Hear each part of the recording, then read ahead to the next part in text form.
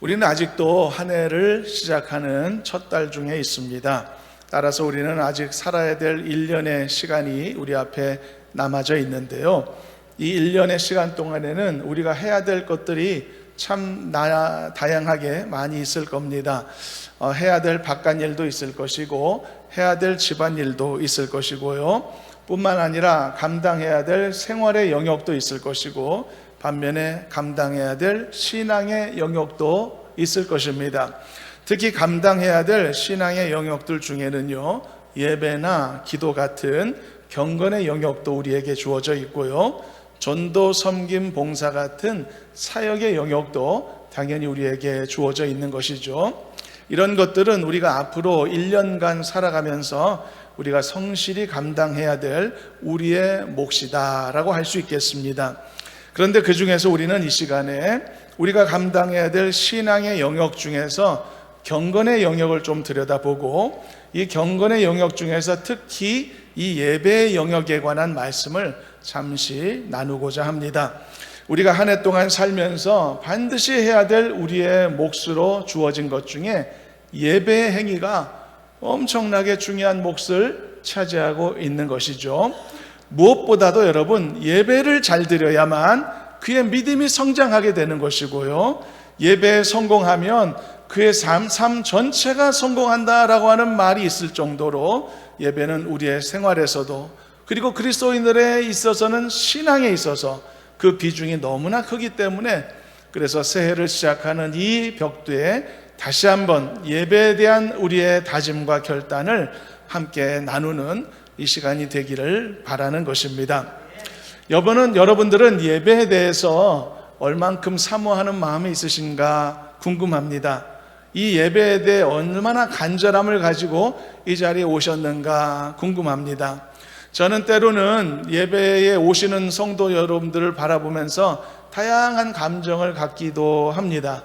특별히 먼 곳에서 애써서 이렇게 많은 시간 들여 교회에 들어오시는 분들 보면 훨씬 더 반가운 마음이 있고, 때로는 불편한 몸을 이끌고 이렇게 어렵게 예배 처소에 들어오시는 분들을 보면 더 귀하게 여기는 마음이 있습니다. 평소 다른 일반 성도들보다 훨씬 더 많은 시간과 에너지를 투자하고 이 자리에 오신다는 것이니까 더 귀한 마음이 있거든요. 그런 분들, 여러분들 떠나서 여러분들은 예배에 대해서 어떤 마음가짐을 갖고 계시는가 정말 중요한 부분이 아닐 수 없습니다. 몇 차례 말씀했지만 우리 주변에는요, 예배가 참 많이 있습니다. 인터넷으로 접할 수 있는 예배도 너무 많고요. 물론 예배가 많은 것은 절대로 나쁜 일은 아닙니다. 크고 작은 예배마다 다 의미가 있는 것이고 그 모든 예배들에 하나님의 충만하신 임재가 당연히 요구되는 것이지만, 근데 문제는 예배가 많다는 것에 문제가 있는 게 아니고 그 예배를 대하는 신자들의 자세에서 문제가 발생될 수 있다는 점에서 경계심이 생기게 되는 것이죠. 요즘은 성도들이 얼마든지 원하면 많은 예배에 접근할 수 있습니다. 너무 쉽게 참석하고 접할 수 있기 때문에 풍성하면 좋지만, 그래서 하나님께 드리는 예배가 모두에게 너무 가벼워지고 또 쉬워지는 그런 부작용도 없지 않은 것도 사실인 것입니다. 저는 개인적으로 이런 생각이 들 때마다 하나님께 드리는 예배의 이 소중함을 다시 한번 일깨울 수 있는 특별한 기억을 떠올리곤 하는데요. 옛날 언젠가 길게 말씀한 적이 있지만 짧게 다시 말씀하면은요, 제가 오래전 군대 생활하던 시절 처음 신병 생활하던 때였는데, 대부분의 남자들은요 군대 생활을 시작하면서 두 가지 방면으로 철이 든다고 하는데요. 하나는 힘든 군 생활을 하면서 가정이 얼마나 소중하고 또 부모님에 대한 사랑과 그리움이 얼마나 귀한 것인가를 새삼 알게 되고, 또 하나는 힘든 군 생활을 하면서 이거는 이제 신앙인에 대한 케이스인데 철없던 신앙이 비로소 성숙해지게 되고 또 간절해지게 되는 그런 마음가짐을 갖게 되는 경우가 많습니다. 저도 비슷한 경험을 했는데요. 특히 힘든 훈련소 생활을 하면서 주일에 교회에 가서 예배를 드린다는 것이 얼마나 커다란 일상의 축복인가를 그제서야 깨달았던 기억이 있습니다. 제가 6주 동안 훈련소 생활을 하면서 저는 예배 생활이 완전히 중단되었었거든요. 갈 수 있었는데 못 간 게 아니라 6주 동안 훈련소 스케줄에 아예 종교 활동 자체가 없었던 그런 곳에서 제가 훈련을 받았기 때문입니다. 그때 제가 마음에 태어나서 처음으로 예배에 대한 갈급한 마음이 제 속에 일어났던 경험을 갖고 있습니다. 평소에는 그때까지 살아오면서 한 번도 그런 생각을 가졌던 적이 없었는데 예배 생활의 자유를 빼앗기는 상태가 몇 주간 지속되다 보니 제가 철이 들게 되었던 것이죠. 그렇게 6주가 지나고 7주째 되어서야 주일날 오전에 이제 예배를 드리기 위해 교회 문을 들어서게 됐는데 그날 저는 굉장히 감격스러운 상태에서 1분 1초를 소중히 여기는 마음으로 평소와는 아주 다른 특별한 예배를 드렸던 잊을 수 없는 기억이 있습니다. 여러분, 없어지면 그것의 소중함을 비로소 알게 된다는 말이 있는 것처럼 저도 역시 강제로 예배가 없어진 그 상황을 경험함을 통해서 그게 얼마나 소중한가를 알게 되었던 것이죠. 근데 여러분, 이것은요, 어쩌면 가장 낮은 수준의 깨달음의 방식일 것 같습니다. 빼앗겨서 그것의 소중함을 안다는 것은 사실은 별로 권장할 만한 방법도 될 수가 없는 것이죠.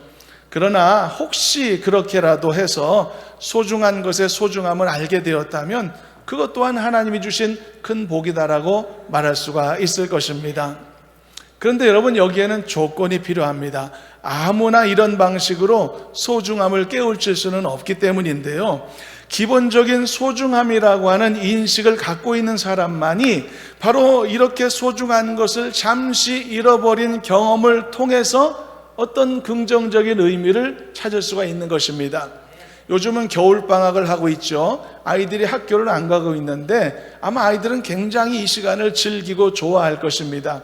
그런데 정말 그래도 학교에 대한 어떤 좋은 마음이 있는 친구들이라면 겨울방학 끝때쯤 되면 이제 슬슬 또 학교 가고 싶은 마음도 생기게 될 거거든요. 그게 자연스러운 겁니다. 그런데 진짜 학교 가기 싫은 친구들은 계속 방학 되기를 바라겠죠. 방학이 안 끝나기를 원할 겁니다. 진심으로 말이죠.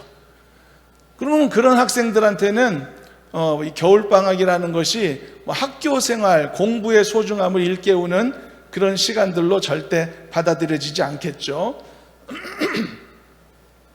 여러분, 성경에 나오는 탕자의 비유 있지 않습니까? 그 탕자가 아버지 집을 떠나서 세상에서 방탕하고 살다가 어떻게 다시 아버지 집을 돌아올 생각을 했을까 신기하게 여겨지지 않습니까?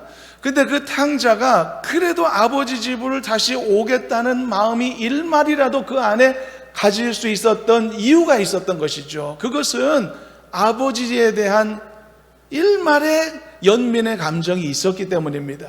자기가 원래 속해 있었던 그 집, 그 가정에 대한 애틋한 마음이 조금이라도 남아 있었기 때문에 그 상황 속에서 그래도 아버지 집을 가야겠구나 라는 돌아가고 싶은 감정이 생겼던 것이죠.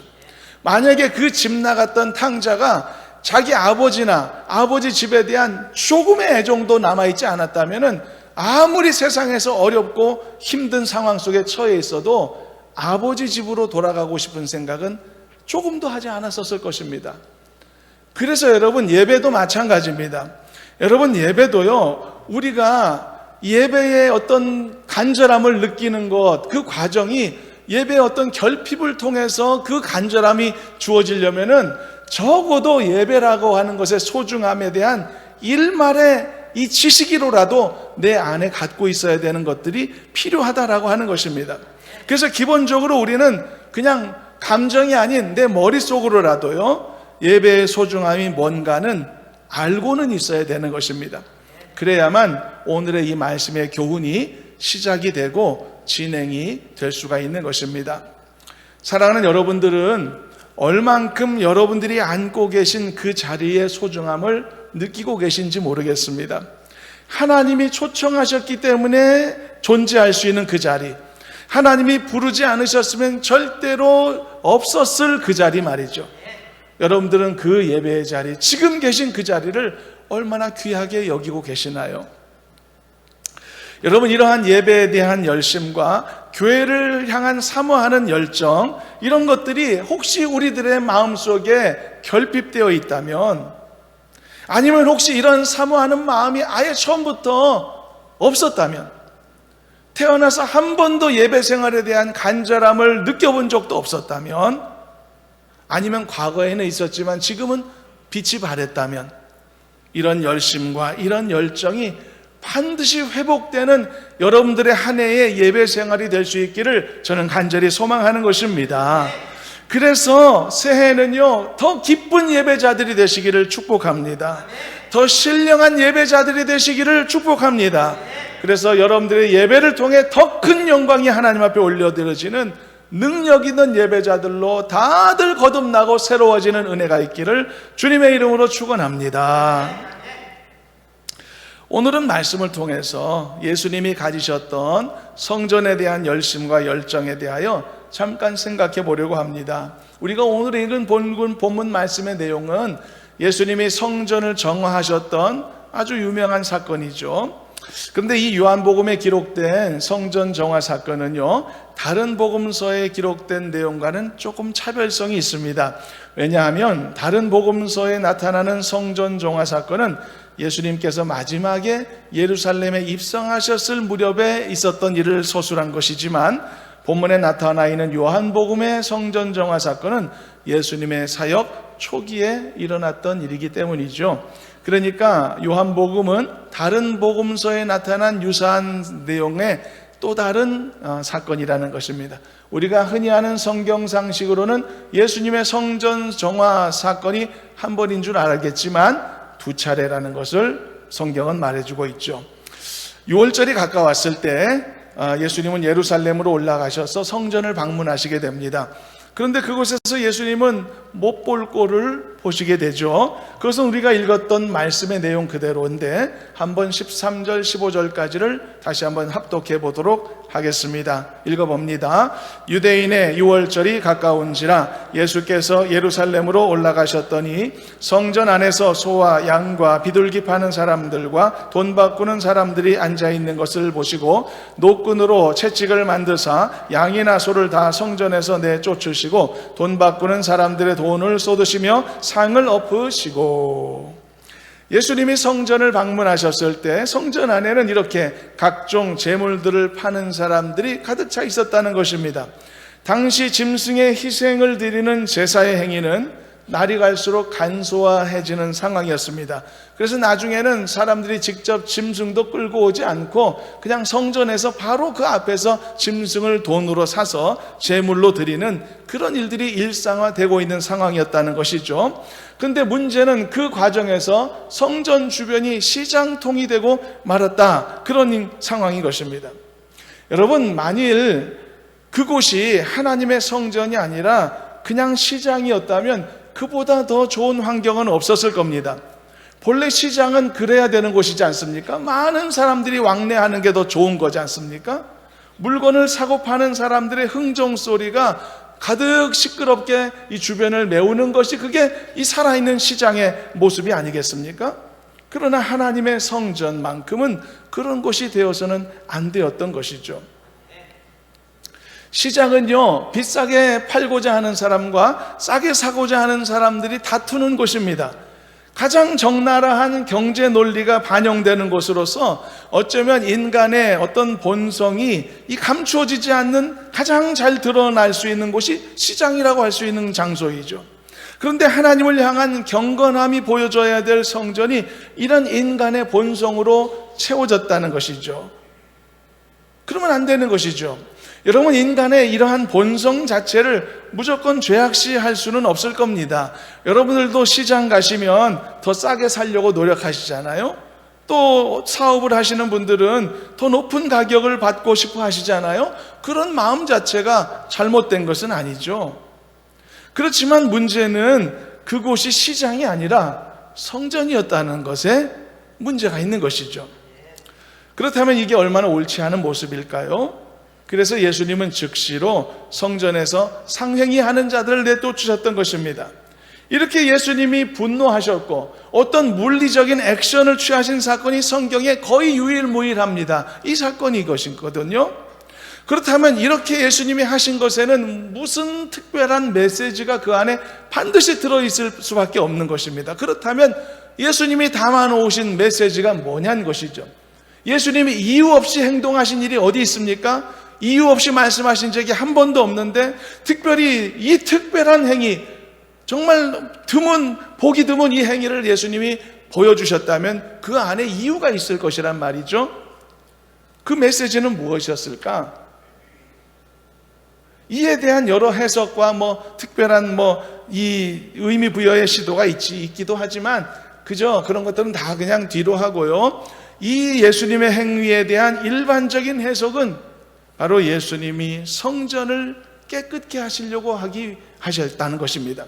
그렇다면 그 당시에 성전을 이렇게 개혁하고 정화해야 될 절박한 필요성이 있었단 말인가?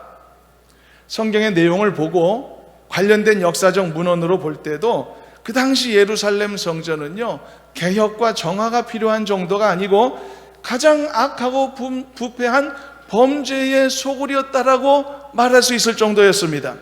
유대인들은 명절이 되면 각지 사방에 모여 예루살렘에 와서 제사를 드려야만 했었죠. 그게 율법이었으니까. 그래서 성전에 모였을 때 유대인 남자들은 두 가지 의무를 했습니다. 하나는 짐승의 희생 제사를 드리는 것이고 하나는 성전세를 내는 것이었는데요. 근데 먼 곳에서부터 온 사람들이 많았으니까 다 먼 곳에서 짐승 들고 오기 힘드니까 현장에서 돈으로 사고 팔며 재물을 마련하는 일이 있었고, 그리고 성전에 이 성전세를 낼 때 이 유대인의 세겔로 내야 됐기 때문에 각지에서 온 사람들이 그곳에서 돈을 바꾸어 성전세를 내는 일들도 생겨나게 되었다는 것이죠. 그러다 보니 자연스럽게 시장도 생기고 환전소도 생겼던 것이죠. 그런데 이렇게 생각하면 이거 필요한 일 아니었나? 누군가는 해야만 한 일 아니었나? 생각이 들 수도 있을 겁니다. 물론 처음에는 좋은 의도로 출발했겠죠. 그러나 나중에는 생각이 바뀌고 그 흐름이 의외의 곳으로 번져가게 되었던 것입니다. 기록에 따르면 나중에는요, 성전의 마당으로까지 시장이 번져 들어오게도 되었고 거기에서 자릿세를 거래하는 그런 불미스러운 일들까지 생기게 되었다라고 하는 내용인 것이죠. 바로 이런 상황 속에서 예수님께서 성전에 나타나셔서 이런 의외의 과격한 행동을 보여주셨던 것입니다. 여러분, 이만큼이라도 설명을 나누니까 예수님의 이런 행동이 그나마 조금이라도 이해가 되지 않습니까? 그러면 성경은 예수님의 이런 특별한 행동에 대하여 자체적으로 어떤 설명을 하고 있을까요? 성경은 예수님의 이 돌발적 행동에 대하여 이런 의미를 부여하는데 17절 말씀을 읽어보시도록 하겠습니다. 본문 17절 합독합니다. 제자들이 성경 말씀에 주의 전을 사모하는 열심이 나를 삼키리라 한 것을 기억하더라. 본문은 말씀합니다. 예수님께서 왜 그렇게 성전에서 과격하게 행동하셨나? 왜 저렇게 사람들을 내쫓으시고 사람들의 마음을 불편하게 하셨나? 그것은 알고 보니 예수님이 성전을 사모하는 열심 때문이었다는 겁니다. 이게 성경의 해석입니다. 그러면 성전을 사모하셨던 예수님의 열심은 그 내용은 무엇이었을까? 그 예수님의 열심은요, 성전에서 본래의 목적이 이루어지기를 바라시는 열심이었을 거란 말이죠. 그렇다면 성전이 갖는 본래의 목적은 무엇이었습니까? 바로 옛 시대로 말하면 그게 바로 제사였던 것이고, 오늘날로 말하면 예배의 행위였던 것이죠. 예수님이 보여주셨던 그 열심을 그러니까 예배를 향한 열심이었다라고 결론 지을 수 있는 것입니다. 사랑하는 여러분, 우리는 오늘 바로 이 말씀을 통해서 예수님이 가지셨던 하나님을 향한 예배와 경배와 찬송의 열정과 열심을 우리도 볼 수 있고 깨달을 수 있어서 이것으로 한 해 동안 예배 생활해야 되는 우리에게 주시는 말씀의 도전으로 함께 삼고자 한다는 것입니다. 여러분, 교회가 되는 것이며 교회가 교회다워지는 것이며, 그것은 바로 교회가 참된 예배를 드리는 공동체로서의 역할을 다하는 것입니다. 그게 교회가 교회되는 방법인 것입니다. 교회의 근본적인 목적은 예배에 있습니다. 하나님을 향한 신령과 진정의 예배를 통해서만이 교회의 존재의 이유가 생겨나는 것입니다. 그러므로 참된 예배를 위해서라면 우리는 모든 것을 할 수 있어야만 하는 것입니다. 모든 것을 내려놓을 수도 있어야 하는 것입니다. 우리가 지금 예배자로 서 있는데 우리 자신에게 향해서 질문을 던져보시길 바랍니다. 과연 내가 참된 예배자로 서 있는 것이 맞는 것인가? 과연 내가 드리는 예물은 하나님이 기뻐 받으실 만한 흠없는 예물이 맞는 것일까? 혹시 세상의 염려나 근심이나 걱정으로 내 머릿속에 가득 차져서 예배 자리에 내가 앉아있긴 하지만 두 마음 세 마음을 품고 있는 상태는 아닐까? 혹시 여전히 누군가를 미워하는 마음 또는 어떤 불편한 사람들의 관계 때문에 내 정신이 다른 곳에 가 있어서 온전히 예배에 집중하지 못하고 있는 것은 아닐까? 몸은 이 자리에 와 있지만 마음은 딴 곳에 가 있는 것은 아닐까? 혹시 내가 죄를 많이 지어서 죄의 무거운 짐 때문에 여전히 자유한 영혼이 되지 못한 채 내가 자녀의 예배를 드리는 것이 아니라 마치 무서워 벌벌 떠는 종의 예배자로서 서 있는 것은 아닐까? 내 예배를 하나님이 혹시 기뻐 받지 않는 것은 아닐까? 의심하는 상태로 이 자리에 있는 것은 아닐까? 사랑하는 여러분, 참된 예배를 위해서라면 우리는 이 모든 것들을 돌아보고 질문하고 점검하고 필요하면 내려놓을 수도 있어야만 하는 것입니다. 내가 진정한 예배자로서 흠없고 자유함을 입게 되는 것은 어떤 예배 형식보다도 중요하고 어떤 예배의 규례보다도 훨씬 더 선결되어야 되는 중대한 사안이기 때문인 것입니다. 지난 주 중에 우리 학생들이 외부 집회에 다녀왔는데 그 다녀온 결과를 잠시 이야기를 들었는데요. 그곳에 이제 함께 모였을 테니까 여러 교회에서 그곳의 예배 분위기 또 찬양의 분위기가 우리와는 조금 달라서 적응하는데 시간이 걸렸다, 그런 얘기를 전해 들었습니다. 그런데 그런 얘기도 해 주시더라고요. 다른 교회 아이들은 찬양할 때는 신나하는데 말씀 들을 때는 힘들어 하더라. 근데 우리 교회 아이들은 이 말씀을 들을 때 훨씬 더 진지한 모습이더라, 그런 이야기를 전해 들었습니다. 이런 예배의 여러분 형식이나 분위기는 너무 많이 다를 겁니다. 교회마다도 다를 수 있겠죠. 그렇지만 거기에 정답이 어디 있겠습니까마는 정말 중요한 것은 예배자로서의 내 모습이 진실되고 정직하느냐, 바로 이것이 정말 중요한 부분이 아니겠습니까? 때로는 아이들도 신나게 찬송해야 될 때도 있고 때로는 차분하게 예배를 드려야 될 때도 있고 다 좋습니다만 가장 중요한 것은 그 아이들이 진지한 예배자로서 갖추어져 가고 있느냐, 이게 가장 중요한 관심사가 아니겠습니까? 저는 예수님께서 산성설교 중에 하셨던 말씀 중에 항상 마음에 품고 그것이 진정한 예배를 위해 우리에게 주시는 도전의 말씀이다 생각하고 있는 것이 있습니다. 마태복음 5장 23절 24절인데요 읽어보시면 여러분들도 이미 다 아시는 말씀인데 한번 같이 합독해 보도록 하겠습니다. 그러므로 예물을 제단에 드리려다가 거기서 너의 형제에게 원망 들을 만한 일이 있는 것이 생각나거든 예물을 제단 앞에 두고 먼저 가서 형제와 화목하고 그 후에 와서 예물을 드려라. 여러분, 이 말씀을 보면은 예배보다 더 중요한 게 있음을 알게 되는 것이죠. 그것은 참된 예배자로서 부끄러움이 없는 내가 되도록 준비가 필요하다는 겁니다. 이것은 달리 말하면 예배보다 더 중요한 게 있다는 메시지가 아니고 예배가 정말 중요하기 때문에 그만큼 철저한 준비가 앞서야 된다는 것을 우리에게 가르쳐주는 교훈이 아니겠습니까? 여러분, 예배보다 중요한 것이 없죠. 그런데 이게 말씀이지만 어떻게 논리로 따지면 예배보다 더 중요한 게 있기는 있습니다. 그게 뭐냐면요, 예배자입니다. 준비된 예배자가 더 중요합니다. 왜냐하면 준비된 예배자가 존재하지 않으면 예배는 의미가 없어지는 것이니까요. 그래서 이 산상절개의 이 말씀도 예수님은 예배 자체를 강조하신 게 아니라 예배자를 강조하신 것 아니겠습니까? 너는 참된 예배자가 되어라 인 것인 것이죠. 우리도 그런 말씀에 도전을 받고 있는 것이 아니겠습니까? 사랑하는 여러분, 이렇게 주님이 중요하게 여기시는 예배라면 예수님께서 격분하시면서까지 이 성전을 향한 열심히 예수님을 집어삼킬 정도의 이 철저함으로 예수님이 그 모습을 보여주실 만큼의 중요한 것이 우리가 드리는 예배라면은, 여러분, 우리들도 이 참된 예배를 위해서 우리들이 해야 될 일들을 찾아서 반드시 해낼 수 있어야 할 것입니다. 여러분들 가운데 불편한 마음이 혹시 있습니까? 예배를 위해서 과감하게 내려놓으시길 바랍니다. 예배를 위해서라면 내 마음가짐 자체가 중요한 게 아니니까 내려놓으시길 바랍니다. 여러분 혹시 근심하는 마음이 있습니까? 예배를 위해서라면 결단하고 그 근심으로부터도 자유할 수 있기를 바랍니다. 참된 예배를 위해 필요한 것들이 있다고 느껴지시는 게 있습니까? 우선적으로 그 일을 행하실 수 있기를 바랍니다.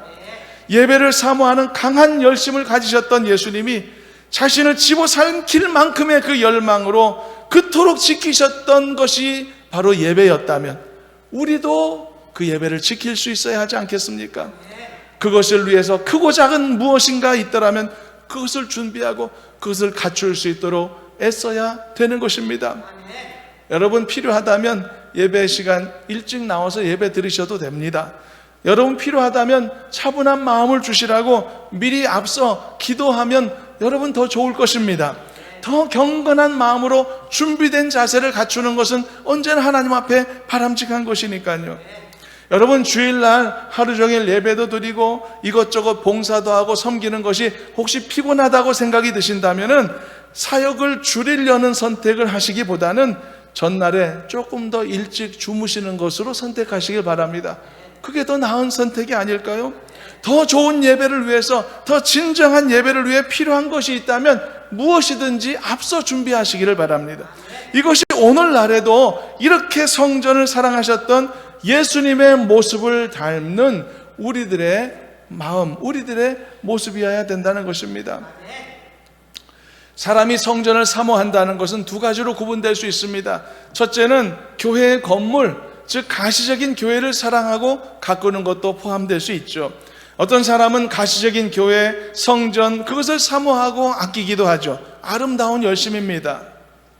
옛날에 어떤 목사님이 자기는 교회 건물을 아름답게 가꾸고 꾸미는 것에 달란트가 있다고 하면서 자기가 얼마나 예쁘게 꾸몄는지 와서 보라고 보여준 분이 계시기도 했습니다. 물론 인테리어 전문가가 아니니까 무슨 아마추어 수준이긴 했지만 그렇게 열심을 낸다는 것도 쉬운 일은 아니다라는 생각을 했던 적이 있습니다. 이외에도 교회의 기물을 함부로 다루지 않는 것도, 또 교회에 정성스럽게 헌물을 드리는 것도, 모든 행위, 이 가시적인 성전을 사랑하고 사모하는 열심을 갖는 것도 다 귀하고 아름다운 것입니다. 이처럼 이 교회를 돌보는, 이 사랑하고 돌보는 행위도 얼마든지 우리의 이 건강한 열심으로 의미가 주어질 수 있다는 것이죠. 몇 주 전에 우리 교회 본당에서요, 우리 교회가 속한 이 구역, 재개발 구역에 정기 총회가 있었던 적이 있었는데요. 한 몇백 명 사람들이, 이 주변의 분들이죠, 우리 교회에 이제 이 왕복을 이제 방문을 하신 적이 있었는데, 그런데 이제 우리 교회 기물과 장소를 이제 사용하고 돌아갔는데 깨끗이 정리하고 돌아가겠다 약속을 했는데, 그래도 아쉬움이 제 차원에서는 있긴 있더라고요. 이 모임이 끝난 다음에 교회 주차장을 제가 내려가 봤는데 평소에는 단 한 개도 없었던 담배꽁초가 여기저기 떨어져 있는 것을 봤습니다. 별게 아닐 수도 있겠지만 저로서는 다른 길에서 보는 담배꽁초하고는 느낌이 너무 다르더라고요. 우리 교회 마당에 담배꽁초가 떨어져 있구나. 교회라고 하는 이 예배 장소를 사람들이 그렇게 귀하게 여기지 않았다는 뜻이겠죠. 다른 사람들이 내 마음 같지는 않았구나, 그런 생각을 하게 되었습니다. 사랑하는 여러분들도요, 하나님이 허락하신 이 예배의 초소를 더 귀하게 여기셨으면 좋겠습니다. 크고 작은 물건 하나도 소중히 여기시고 잘 가꾸며 나아가시면 좋겠습니다. 우리 몸된 교회가 더 이 성도들의 사랑과 그리고 관심 속에서 더 깨끗해지고 견고해지고 강성해지는 은혜가 있기를 간절히 소망합니다. 반면에요, 성전을 사모한다는 것은 이런 가시적인 열심 외에도 앞에서 말한 것처럼 성전에서의 이루어지는 본래의 목적이 성취됨에도 중요한 방점이 지켜져야 되는 것입니다. 그게 바로 예배를 향한 나의 열심과 열정과 관계에 있다는 것이죠. 오늘 본문인 요한복음에는 나타나 있지 않지만 유사한 상황이 다른 복음서에 있다고 했죠. 그 말씀을 참고하면 예수님이 이런 말씀을 덧붙이셨다는 상황도 나오게 되는데 한번 읽어보겠습니다. 마가복음 11장 17절 말씀 함께 읽어봅니다. 이에 가르쳐 이르시되 기록된 바 내 집은 만민이 기도하는 집이라 칭함을 받으리라고 하지 아니하였느냐. 너희는 강도의 소굴을 만들었도다 하시매. 예수님이 어떤 생각으로 이런 행동을 하셨는지가 설명되어 있죠. 그런데 이 예수님의 말씀은 이사야 말씀을 인용한 것인데 한번 참고로 읽어보겠습니다. 이사야 56장 7절 말씀인데 읽어봅니다. 내가 곧 그들을 나의 성산으로 인도하여 기도하는 내 집에서 그들을 기쁘게 할 것이며 그들의 번제와 희생은 나의 제단에서 기꺼이 받게 되리니 이는 내 집은 만민이 기도하는 집이라 일컬음이 될 것임이라. 하나님께서는 이사야 선지자를 통해서 이후에 이 성도들이 예배드릴 이 예배의 초소가 어떤 성격이 되어야 될 것인지를 알려주신 것이죠. 만민이 모여 기도하는 집으로 사용될 것을 말씀하셨던 것이죠. 그런데 그 성전, 거룩한 성전이 훼손되었음을 보시게 되었을 때 예수님이 그렇게 격분하셨던 것이죠. 사랑하는 여러분, 올 한 해 동안 더욱 참된 예배자들로 거듭나실 수 있기를 바랍니다. 성전을 향한 예수님의 그 열심의 마음을 조금이라도 본받고서 더 예배를 소중히 여기고 귀히 여기는 저와 여러분들이 되기를 주님의 이름으로 축원합니다. 예배에 대한 인식도 바뀔 필요가 있습니다. 예배가 수단이 아니라 본질이 되어야만 하기 때문입니다. 우리는 온전한 예배를 위해서 한 주간을 준비하는 사람들입니다. 우리의 본향은 바로 이곳입니다. 오해하면 안 됩니다. 이런 정신으로 예배를 대할 수 있으면 좋겠습니다. 세상에서 한 주간 잘 살 수 있는 준비를 위해서 우리가 이곳에서 준비하고 세상 가는 거 아닙니다. 이것은 여러분 목적과 수단이 전도되는 것이기 때문에 안 되는 것입니다. 인식의 변화가 좀 필요할 수도 있습니다. 제가 주일날 새벽 예배 인도하고 그리고 이제 잠깐 일부 예배 시작 전에 이제 집을 다녀오게 되거든요. 가서 이제 깨끗한 옷으로 갈아입고 또는 이제 수요 예배가 있잖아요. 그러면 수요일 날 저기 종일 교회에 있다가 수요 예배 앞두고서 잠깐 집에 다녀오거든요. 입을 옷도 또 새로 갈아입고 그러려고. 근데 그렇게 되면은 이제 그 와중에서 제가 교회를 왕래하지 않습니까? 그 상황에서 이제 만나시는 분들과 인사를 나누게 되어 있습니다. 이제 저에게 인사를 하는데 그 인사가 참 독특하고 다양합니다. 잠시 집을 들르기 위해서 교회를 나갈 때, 예를 들어 수요일 때 이 교회 간사님과 마주칠 때가 있는데 마주치면 간사님이 저한테 뭐라고 인사하냐면요, 다녀오세요, 그렇게 인사를 해요. 다녀오세요. 그러면은 좀 느낌이 재밌습니다. 제가 있는 곳은 교회고 집은 다녀오는 곳이구나, 이렇게 인식이 되는 인사가 아닙니까?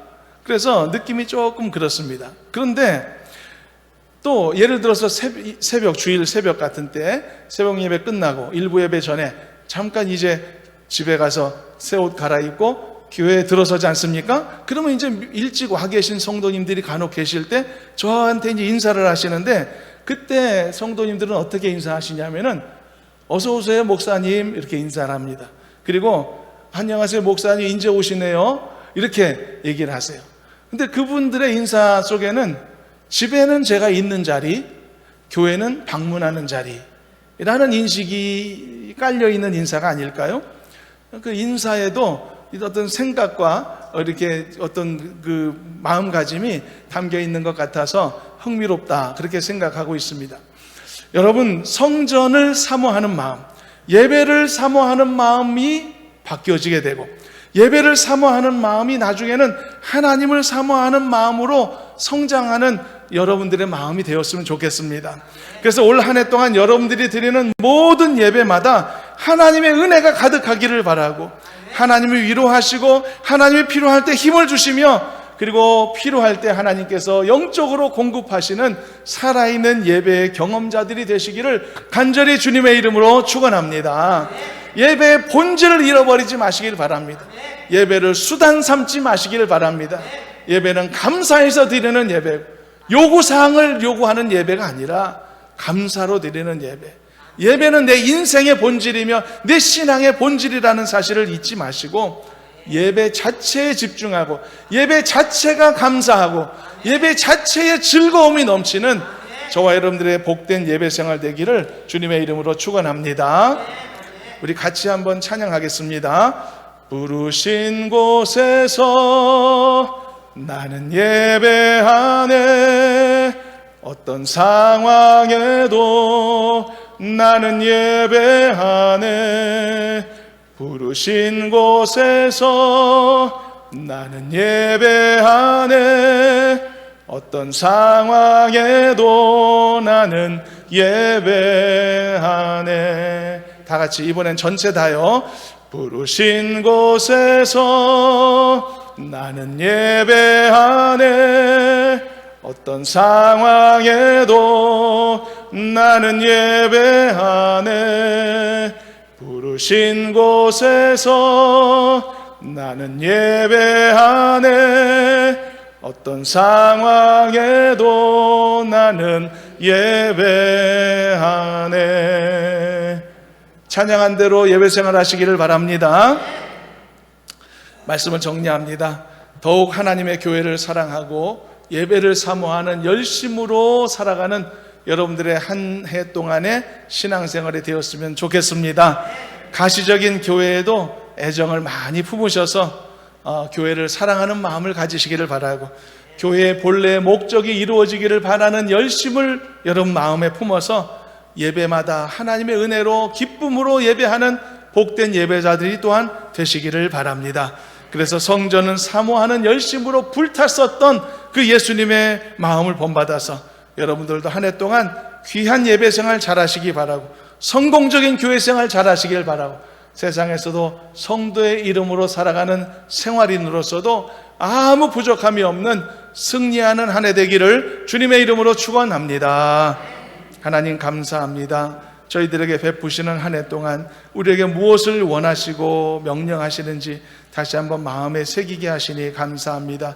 우리가 해야 될 수많은 것들 중에 참되고 온전한 예배 생활을 위하여 다시 한번 결단하기를 원하오니, 하나님 우리의 마음을 받아주시기를 원하고, 우리가 참된 예배로 많이 주께 영광 돌리고 예배를 통해 우리에게도 은혜가 충만한 한 해가 되도록 도와 주옵소서. 예수님의 이름으로 기도하옵나이다. 아멘. 찬송가 405장 부르며 예물을 드립니다.